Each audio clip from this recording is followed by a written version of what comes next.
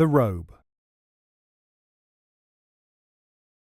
There was once a man who made up his mind that he would deceive a king. He laid his plans deeply, and this is what he did. He was living in a small town, like many a small town of today, where people find it easy to acquire a reputation for goodness through outward acts and benign faces. He started to speak more quietly, to dress more simply, and to grow his beard long. His prayers were endless, and people began to regard him as a man of worth and weight. These people, of course, had not heard the saying, "The best of men is he whose beard is shortest, and the worst of men is he who makes his public prayers long."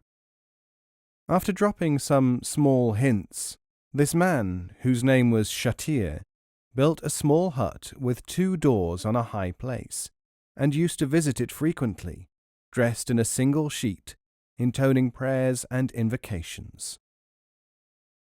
When people asked him what he was doing, Shatir only answered, "I am calling upon the celestial powers and live in the hope that they may answer me if I am ever to become sufficiently worthy, though I have great doubt about this." Thus he gained a reputation of piety and humility.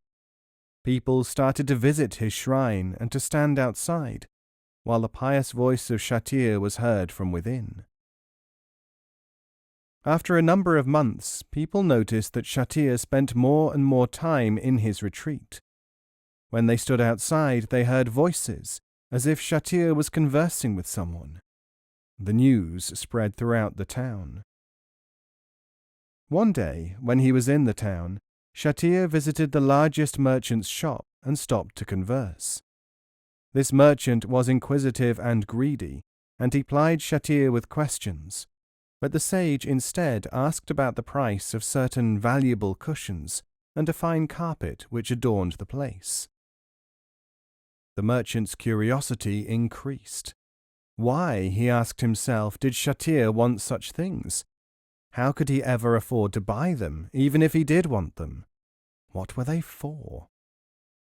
Then Shatir asked how much the goods would be if he were to simply hire them for a time, and whether there were any finer cushions or carpets to be had in all the town.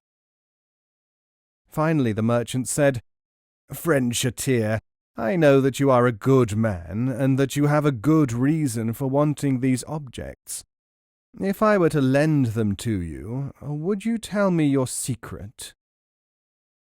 "I shall have to consult someone, and when I have done so I shall return to you," said Shatir. He went away, leaving the merchant in a state of high excitement. He knew, after all, that Shatir, by prayers and fasting, and through a long period of self-denial, was trying to attract the attention of the celestial powers of good. Could it be that he needed the objects for their reception? When Shatir returned, he said, "Illustrious merchant and good friend, I have consulted with those who know, and I am able to inform you of the reason for my needing the articles about which we have spoken. But here is a condition. You must tell nobody what I am about to impart to you." The merchant readily agreed, and Shatir continued, "You may know that I have for long tried to attract to me, and to become their servant, the celestial powers of good. Now, after considerable austerities and sacrifices, I have been told by them that they will descend from the heavens and converse with me, but I must have a suitable place, correctly furnished, for their reception." The merchant was delighted, for he hoped that he, too, might benefit from the visit of the celestial ones. He lent the carpet and cushions to Shatir. That night he crept out and peered through a crack in the shrine to see what was happening. He saw Shatir sitting at one end of the carpet. At the other end were the cushions, and the merchant could plainly see, by the light of a lamp, that the cushions were dented as if by some invisible presence reposed there. The merchant crept away, and the next day he went to the same place by daylight. He knocked on the door, and Shatir came out. "How went the interview with the celestial ones?" asked the merchant when Shatir appeared.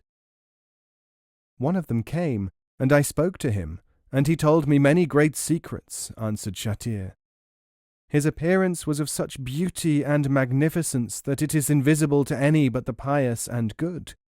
He has decided to make my shrine his abode on earth, where he can be seen by those worthy of such an experience. One glimpse of him will transform anyone's destiny, so that the observer will be granted felicity and will be numbered among the elect of humankind." The merchant begged Shatir to allow him to salute the celestial one, and Shatir agreed. The following day the merchant was shown in by the one door, was allowed to bow to the dented cushions, and was ushered out by the other door. His heart was radiant, and although he had seen nothing, he at least knew that he had seen the evidence that the superior being was present, and he almost convinced himself that he had seen him. By the time he had arrived home, the merchant had embroidered the tales in his own mind. He was also so excited that he forgot his promise and told his wife. She in turn told her maid, who told everyone she knew, and they told others, until the whole town was buzzing with the news. Presently the town was empty, and all the citizens were on the hilltop, clamouring to be allowed into the shrine. Shatir appealed to them to be still, and then, one by one, he conducted the people into the presence, and out again by the other door, as he had done in the case of the merchant. Now the people of the town, down to the smallest vagrant, believed themselves to be specially singled out for special consideration by the Celestial One, and each agreed that he had in fact seen him, and also that his beauty was indescribable. Within a fairly short period of time, word of this miraculous event reached the ears of the king of the country, who immediately suspected an imposture, for such things often happen. He accordingly sent some of his chamberlains and police in disguise to the town to investigate Shatir and his shrine. But all their inquiries showed that Shatir led a blameless life, and that he had taken nothing from anyone, except for the loan of the furnishings from the merchant.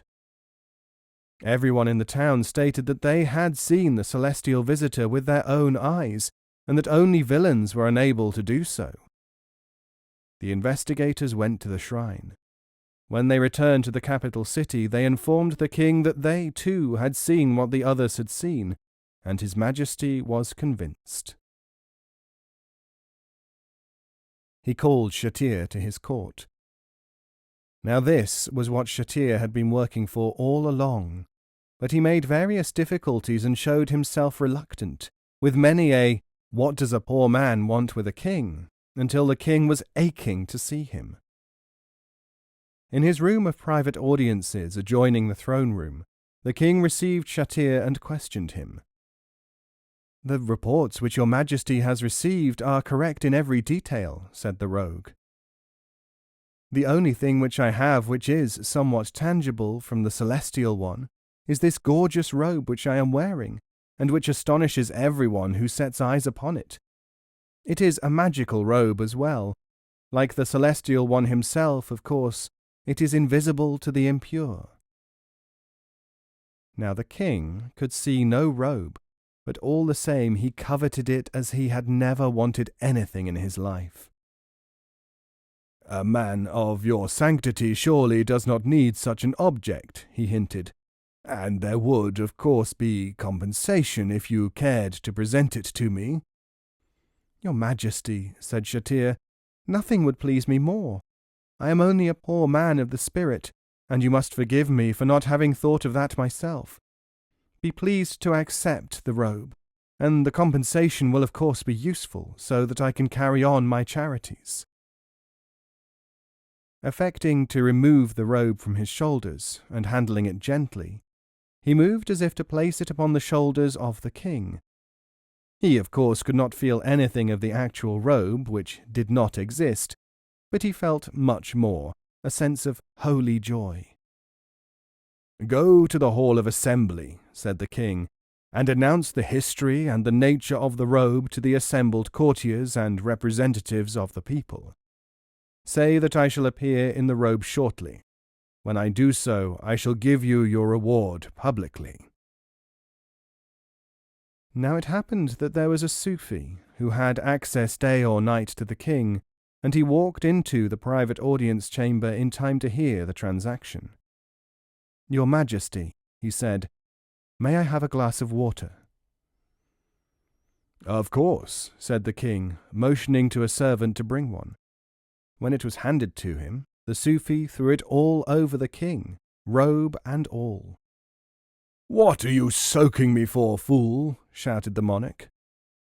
"The robe does not impede the effect of water," said the Sufi. "But there was nothing impure about that water."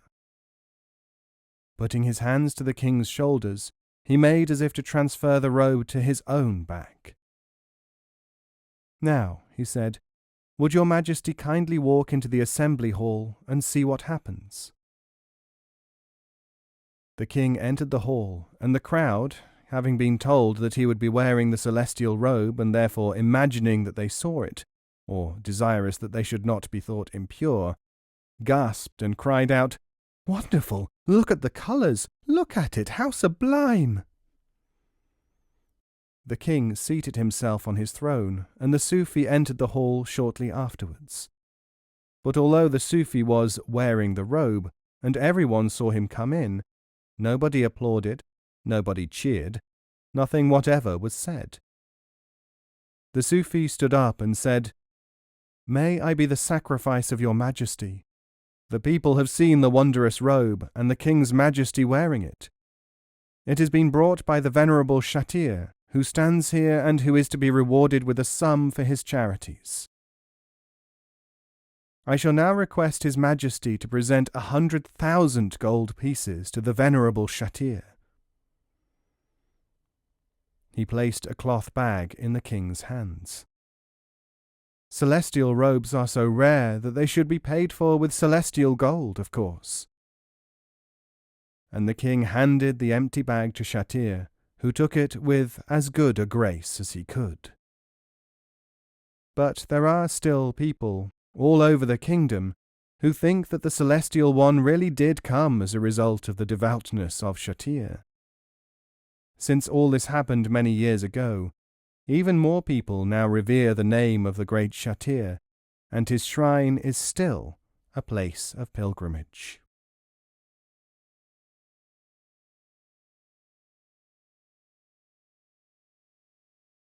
The Magic Pocket. Once upon a time there were 3 brothers who lived in a village in a faraway land. Because this community was so isolated and few strangers were seen there, its people used to call themselves simply the people. Of the brothers, Adil was the eldest, Amin the second, and Arif the youngest. One fine day the 3 were sitting by the wayside when they saw a traveller approaching. When he came up to them, after salutations, he began to reveal strange news. "There is a king of a certain country far from here," he told the 3, "whose beautiful daughter, the Princess Nafisa, has an insatiable craving for figs. She eats them by day and she eats them by night. Walking and talking, sitting or lying, she stuffs herself with figs. Figs, figs, figs, fresh or dried. Nobody will marry her because of this. The king, whose name is Abd al-Ali, has decreed that whoever can cure her, providing that he is a fitting consort, may become her husband, and shall inherit the whole kingdom in due course." Now the hearts of the 3 brothers were aroused by this strange tale, and they asked the stranger the name of the country of King Abd al-Ali. "It is called Acacia country," he said, "but the route to it is difficult. If you are proposing to seek the lady's hand, I suggest you at least prepare yourselves with a suitable stratagem." He went on his way, and the brothers excitedly discussed their prospects of finding, curing, and marrying the Princess Nafisa. After a great deal of argument, they came to the conclusion that the best way to treat this ailment was to feed the patient so many figs that she would become revolted at the mere sight of them for ever afterwards. Luckily, there was no shortage of the fruit, for the brothers lived in a fig-growing area. "It is my right to attempt this exploit," said the eldest brother. So the others helped him to collect a truly enormous basket-load of succulent figs, which he strapped to his back. It reached from the top of his head almost to his heels, but as he was very strong, Adil was able to carry the load at a fair pace. He set off along the road in the direction from which the traveller had come, and after many miles he came across a poor dervish dozing in a dry ditch. The holy man stirred at his approach, and seeing Adil, called out, "Son of good fortune, where are you going, and what have you got in that great basket?" "I am seeking the land of the acacia," said Adil, "and in this basket are figs, which I plan to feed to the Princess Nafisa, so that she will become surfeited with them and thus be cured of her fig addiction, making me eligible for her hand in marriage, and subsequently to have the inheritance of the domain of King Abd al-Ali, her father." The dervish said, "It is well that people with enterprise and courage should follow the road to success and fulfillment with optimism, and regardless of possible terrors. Thus have the ignorant often become wise, and thus have the humble frequently been rewarded, and thus too have the people of old been able to preserve, for those of us who come after, the knowledge of the rewards of effort and dedication." "Thank you," said Adil politely, "but can you not help me? What, for instance, is the way to Acacia Land?" The dervish said, "Acacia Land can be found by following this path, always turning when it turns, and never turning when it does not turn, and refusing to be beguiled by those things which are not of the road. And I can tell you more, for you have a difficult enterprise ahead of you. But before I do that, you will have to give me some of your figs, for I am hungry, and the due needs of the body must always be accommodated." Adil thought for a moment, weighing up the alternatives, and seeking the just answer, for his name means justice. Finally he said, "Honoured sir, I have applied my logical capacities to your remarks, and find that I cannot give you any figs. This is because I only have a limited quantity of them, and I have far to go. It is perfectly possible that, when I give these figs to the princess, I might fail in my mission through being even one fig short. Therefore I must leave you to your own resources, and must dispense with your further advice. In any case, a man should be able to proceed on the minimum of help from others." So saying, he went on his way. When, after overcoming many hazards and undergoing numerous adventures and trials, Adil arrived at the palace of the monarch of Acacia Land, he was immediately shown into the presence of Princess Nafisa. She was delighted to see his enormous basket of figs, and set to without delay, gobbling them up as fast as she could. They were delicious. In almost less time than it takes to tell, however, she had finished the lot, and was loudly demanding more. Poor Adil was sorrowingly shown the door. When, again after many a tribulation, Adil arrived home, the second brother, Amin, whose name means true, resolved to try his luck. Amin set off with a similar basket of figs, but he also took beside him a donkey laden with as many figs as it could carry. Altogether, he had 3 or 4 times the quantity of fruit that Adil had taken to the princess. It was not long before he saw the very same dervish, walking slowly, supported by his staff, along the road. "Good day to you, O one of bright prospects," said the dervish. He added, "You are well laden with figs. Would you fill this begging bowl with a handful of them?" Amin thought for a moment, and then replied, "Venerable man of the way, I have considered your request, My name is Amin, and I am a man of truth. In truth, if I were to start giving away figs at this early stage, I would have none left to sate the Princess Nafisa. I am determined to accomplish what my brother Adil has failed to do, to make the princess loathe figs, so that she will marry me, so that I may become successor to King Abd al-Ali of Acacia Land. And he went on his way, convinced that principles were principles, in his interpretation of them at any rate.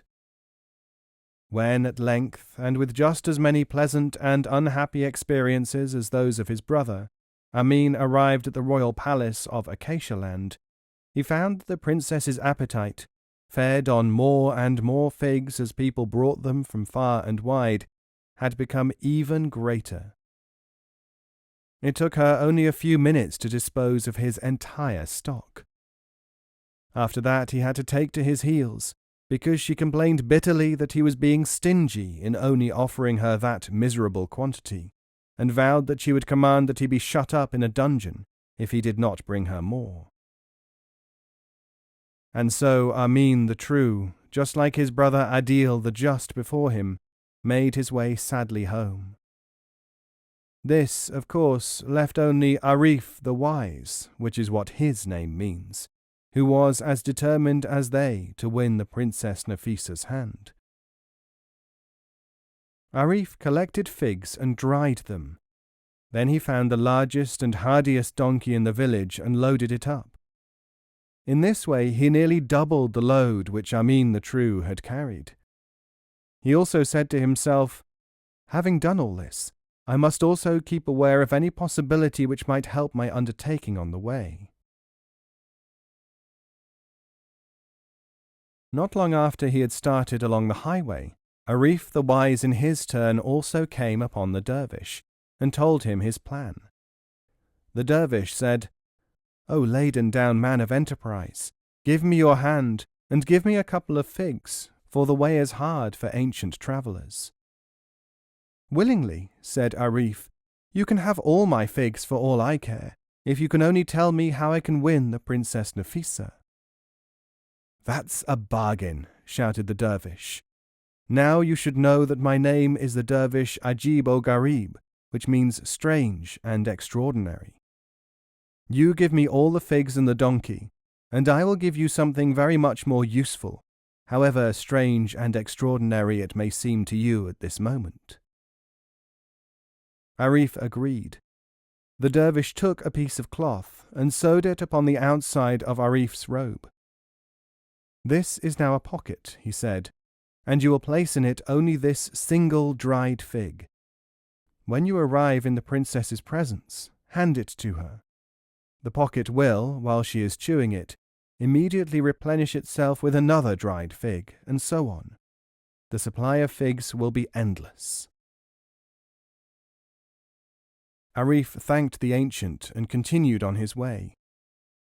After a number of adventures every bit as strange and miscellaneous as those of his brothers, he reached the palace of Acacia Land. He had some difficulty getting to see the Princess Nafisa, it is true, since few of the numerous guards, courtiers, and assorted loungers there believed that there was any point in presenting her with a single fig, which was all that the youth seemed to have with him. But everything went as the dervish Ajib-o-Gharib had foretold. The princess grabbed Arif's fig and started to chew it, holding out her hand for another. As soon as she did so, another fig appeared in the pocket, and Arif gave it to her. And this went on, all day, all night, and most of the next day as well. In the end, the princess made a gesture of disgust. "Ah," she said, "I have had enough figs. Stop giving them to me. I never want to see another fig as long as I live." Sure enough, she was cured, as everyone found out when day after day passed without the princess asking for a single fig. Now the king, whose name Abd al-Ali means servant of the highest, said to Arif, "Young man, you have passed the test of the figs, and we are grateful to you. The princess, I am told, is prepared to marry you. but there is still the matter of the second part of the requirement. You may recall that we have announced that the suitor must not only stop the princess eating figs, but must also be a fitting consort to inherit the kingdom. This means that I have to add various tests. Arif answered that he was indeed prepared to continue. By now he was in love with the princess and wanted to inherit the kingdom as well. Mighty king, essence of royalty, command and I shall obey. For it is not said that in the presence of kings the essential words are, hearing is the same as obedience. Obedience is possible only to the extent of one's capacity, said the king gravely, and that is what we have to test. First, you must find 2 witnesses. Before the wedding could take place, there would have to be found, by the custom of that country, 2 witnesses who were not related to the bride or groom. But the country of Acacialand was by now inhabited by only 2 kinds of people: those who wanted to marry the princess and therefore refused to help anyone else to do so, and those who had been convinced that the princess could never be cured and would not believe it now even if they had proof. So nobody would be a witness. Arif walked back down the highway until he came to where he had seen the dervish Ajib o Gharib. There he was, sitting by the roadside. The dervish, without preliminaries, said, "Don't start telling me that you need this and you need that. If you know that I can help you, you must do as I say. Now, are you ready?" "I am ready," answered Arif. The dervish said, "Here is a sign. Make it when you are talking to people, and they will believe you, if what you say is true, and if they are themselves just." Arif thanked him and returned to the capital of Acacialand. He soon found 2 witnesses, and they went with him to the king. "Now," said his majesty, "you have to obtain the ring. It takes 3 people to get it, and it has to be brought to you by a bird in the forest." The 3 set off for a nearby forest, with nothing to help them but their friendship and the signal which the dervish had taught Arif. After they had looked everywhere for the ring or the bird, Arif thought of the pocket. He put his hand into it and found a small flute there. Taking it out, he blew a note on it, and suddenly a bird fluttered down with a ring in its beak. It alighted on the hand of one of the witnesses and presented the ring to the other one. Then it flew away. Now the 3 went back to the king and showed him the ring. "You have passed that test," he said, "and now all you have to do is to pass the test of occasion and perception. Here are 4 lambs. Take them into the fields and graze them for 4 weeks. After that, bring them back to me, for they are the symbol of our prosperity." Arif took the lambs into the fields. The first night his 2 witnesses came under cover of darkness and stole one of them. The second night the king came in disguise and offered Arif 100,000 gold pieces for one of the lambs, but he refused. The following day the dervish appeared. "One of my lambs is lost," said Arif, and told him the whole story. The dervish gave him a design inscribed on parchment and said, "Wave this in the air, and your lamb will always be returned to you." Arif tried it, and sure enough, the lamb which the witnesses had taken suddenly appeared. After that the king came back again, disguised as a bandit, and threatened Arif with death if he did not give him the lambs. Arif handed them over. Soon afterwards, however, he waved his design and they returned to him. Then, one after another, the princess and one member of the royal court after another appeared in disguise, cajoling, threatening, and pleading, all asking for lambs. Arif obliged them all, and made sure that he always got them back with his magical diagram. When his time was up, Arif returned to the palace, and the king said, "You have passed all the tests except that of perception. Who were the people who threatened, cajoled, and tempted you when you were in the fields?" "Why, sir," said Arif, "they were you yourself, the 2 witnesses, the princess, and various members of the royal court." And that was how Arif became husband to the Princess Nafisa, which means little soul, and eventually king of Acacia land, which translates as Balad as-Salam, land of peace or completion. In the original language of this story, the word for pocket, jaib, also means heart, and the word for fig sounds very similar to the word for clay, tin, the earth, and hence for the things which surround us.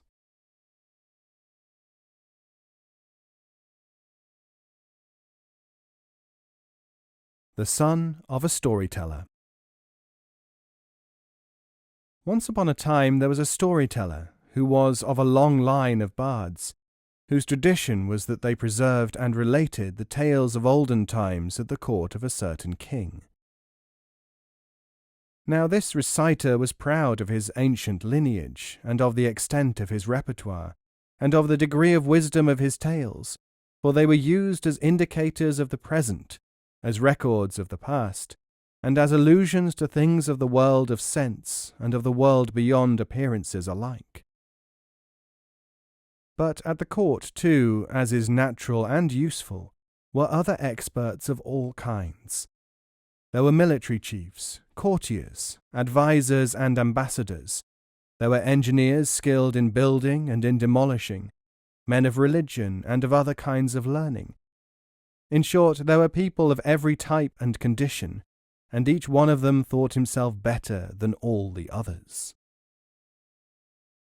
One day, when there had been a long dispute about precedence among these worthy people, the only conclusion at which they could arrive was that, of all of them, the storyteller was the least important, the least useful, the least skilled in any measurable art.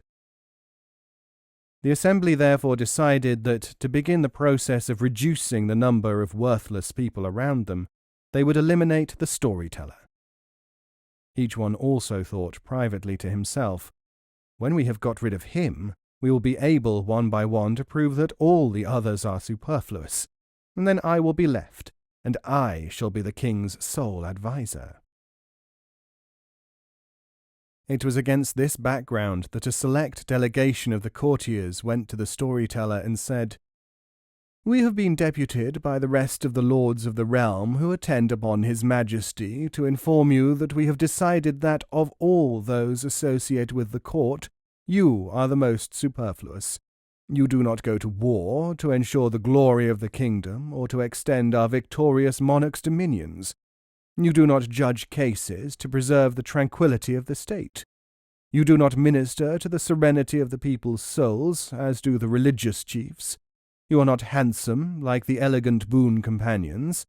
In short, you are nothing at all."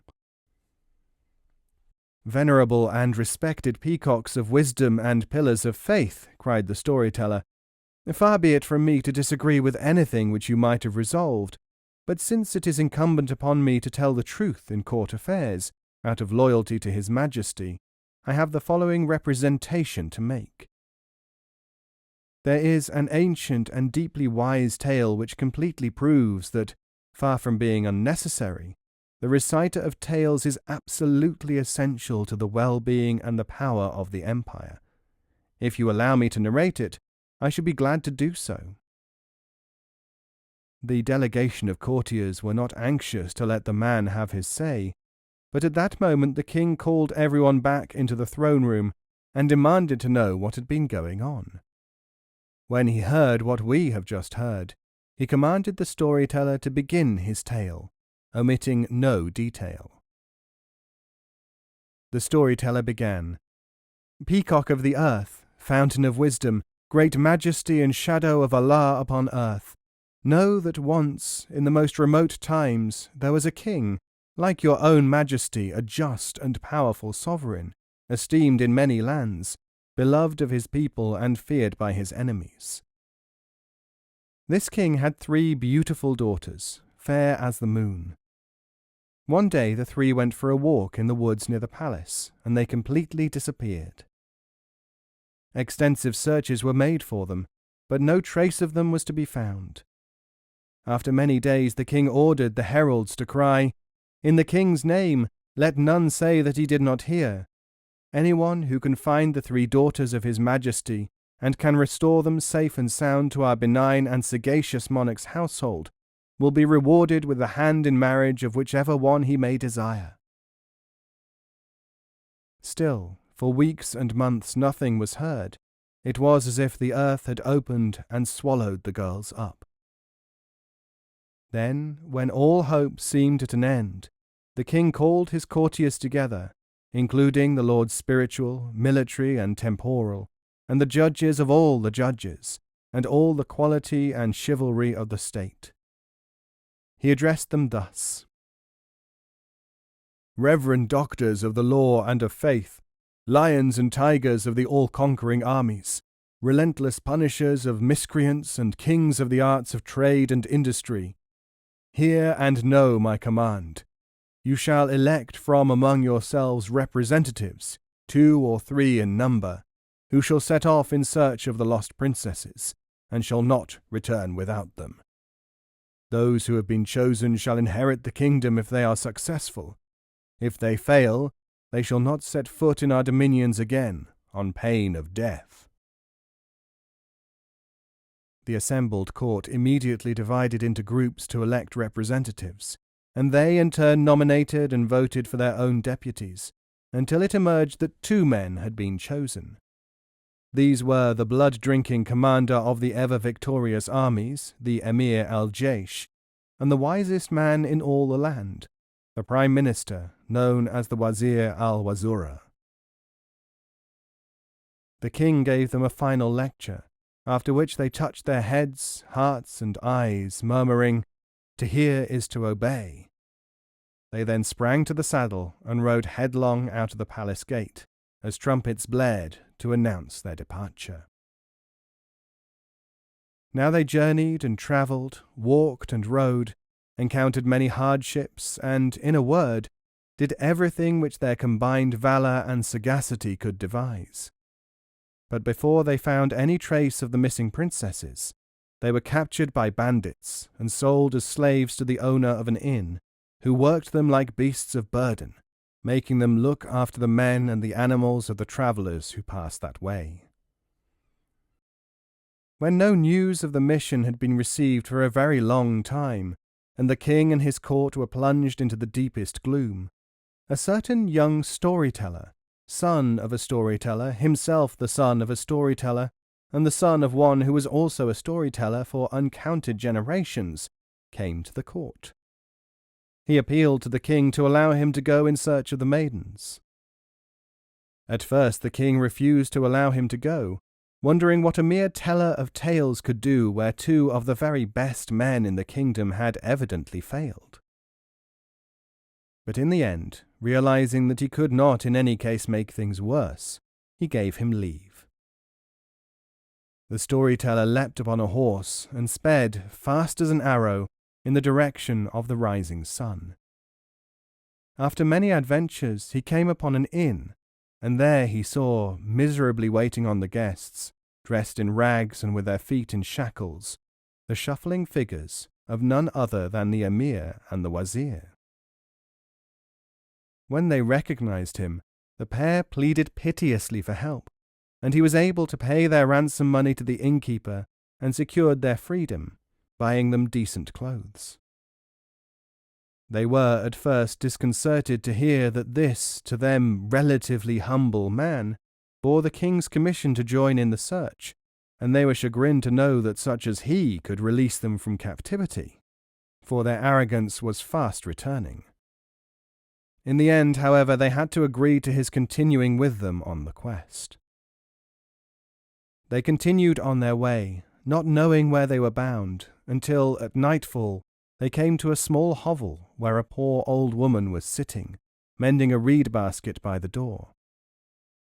the storyteller stopped, and they all sat down to talk. After sharing the woman's poor supper, the storyteller told a tale of long ago to entertain the others, and the woman asked them what their business was in those parts. "We are members of the court of our king, and we are on a quest for the 3 beautiful daughters of his majesty who disappeared many months ago," they told her. "But so far we have neither seen them nor heard a word about them, although we have been through many difficulties." "Ah," said the woman, "I may be able to help you in that, since you show me that you are wise by the tale which you have recited, and I think that you may have a chance, but just a small chance, of success. The 3 princesses have been captured by 3 evil genii and carried to the bottom of a lake near here. They have a magical underwater palace there, and it is next to impossible for humankind to penetrate it." After spending a fitful night's sleep beside the hovel, the 3 set off for the lake. It was surrounded by trees covered in twisted vines, and a feeling of evil loomed over the place. "I shall go down first," said the chief of the warriors, "for I am the strongest and can deal with any kind of foe. What can a minister and a poet do in a case like this?"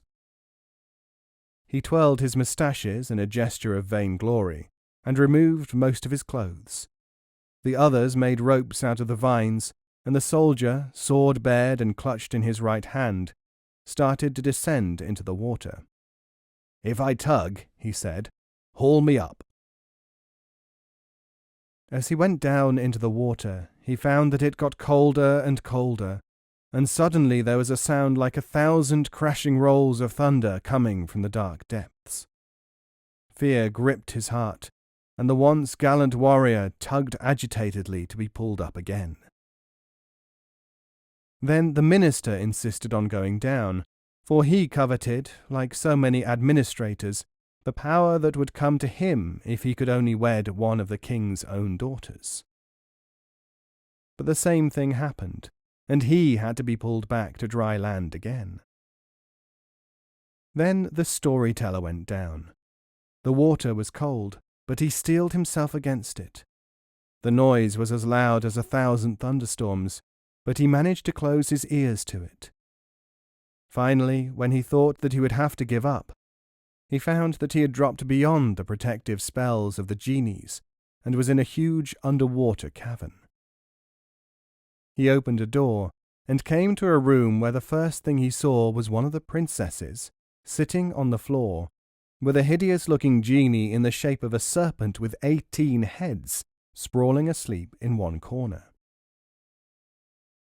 The storyteller snatched a gleaming sword which hung on the wall, and with one blow cut off the heads of the evil one. The princess kissed his hand, and round his neck she placed a royal chain of office. "Where are your sisters?" asked the young man. She opened another door, and within the room beyond lay the second princess, guarded by a sleeping genie in the shape of a gigantic skull with tiny legs. The storyteller pulled a jeweled dagger from a bracket in the wall, and with one blow severed the hideous head from the legs, and the genie expired with a groan. Then the 3 went into the next room, where they found the youngest sister, guarded by a genie with a vulture's head and a lizard's body. Instantly he saw that the evil thing was asleep. The youth picked up a garrote which was hung on the wall, and strangled the genie to death. The 2 princesses placed a crown on his head, and a sword of state in his hand. Now they hurried back to the place where the rope of vines hung down into the cavern, and the storyteller made the first princess hold on to it, while he tugged with the signal to be drawn up. The first princess reached the shore in safety. Then the second princess was lifted up, and the rope came down for the last girl. "Go up," said the storyteller. But the princess said, "You should go, for I fear treachery. You could be left down here if we 3 are all safely taken up, for your companions could then claim the reward and leave you behind." But the young man refused to go first, and so did the princess. After a time, the two men above decided to take the two princesses and to return to the court to claim the prize that rightfully belonged to their deserted comrade. The villains threatened the two girls that if they did not support their story that they were the real heroes, they would be killed. Thus it was that the four arrived back at the palace and were received like conquerors. They told the king that the youngest princess had been killed in the cave, and he ordered that 40 days' mourning was to be observed, after which the emir and the minister were to be married to the two girls whom they were supposed to have rescued. Meanwhile, deep in the genie's cavern, the young man and the youngest princess realized that they had been abandoned when the rope did not come down for the last time. They looked through all the rooms, and in one of them came across a jewel-studded brass box. When the princess opened the lid, a voice said, "What is your command? I am the spirit of this box. Ask, and it shall be granted." The storyteller at once asked to be transported, with the box, to the surface of the lake and then to the shore, which was done in the twinkling of an eye. Then he asked for a huge ship loaded with treasures, and the sword, crown, and chain of office to be emblazoned upon the sails. When he and the princess were aboard, he ordered it to fly instantly to the harbour just beside the palace of the princess's father.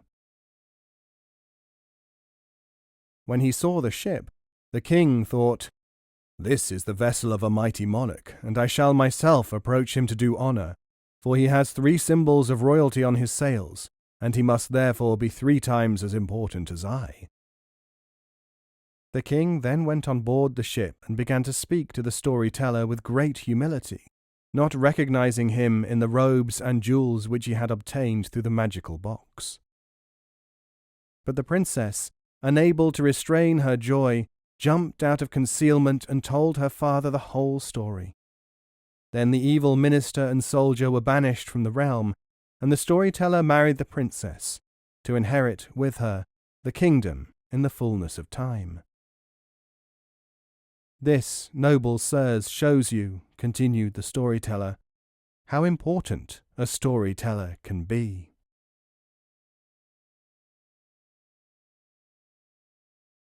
Finding the teaching. Question. I first came across your books in 1975. This was when I read Paul Theroux's bestseller, The Great Railway Bazaar. May I quote from it?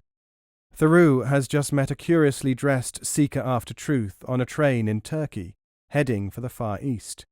He had the aspiring prophet look, and his shirt had been artistically cut from a flour sack, and he wore a very faded pair of Washington brand bib overalls, an elephant hair bracelet on one wrist, and an Indian bangle on the other. I had seen him sitting in a lotus position in second class. He put a worn book by Idries Shah on the table. It had the chewed-over look Qurans have in the hands of the languid fanatics I saw later in the holy city of Mashed. But he did not read it. As soon as I read this, I remembered that similar books that I had taken little notice of were in the hands and on the shelves of dozens of spiritually minded people wandering all over the world, and especially in the possession of people who imagine that they can be enlightened from them or teach from them. Since then, I have found that there is an industry, so to speak, of people who use your books like this. What is to be done about them? Answer. First of all, you must remember that there are also other readers of the books. These are people in all kinds of disciplines, and also people who are indeed sincere seekers, who are not show-offs like the one you mention. As for the show-offs and the self-appointed teachers, quite a number of them come to understand, in due course, that the books have a special use, and that when they have read them they have to continue along the specially organized path for which they are a preparation. At any given time there will be plenty of people at the early stages, both as learners and teachers, who are using these books in this silly and superficial way. At the same time, there are also plenty of people who are freeing themselves from this inadequate posture. You may not see them, but we do, as they come to us. Question: Yes, I see that, but how are they to come to this understanding, and how can they get in touch with you? Answer: If they really want to learn, they come to the understanding all right. If they need the orientation which is not available through books, they only have to write to us. Every copy of every book has the publisher's address in it at the front, and people write care of such addresses. A request. If you enjoyed this book, please review it on Amazon and Goodreads. Reviews are an author's best friend.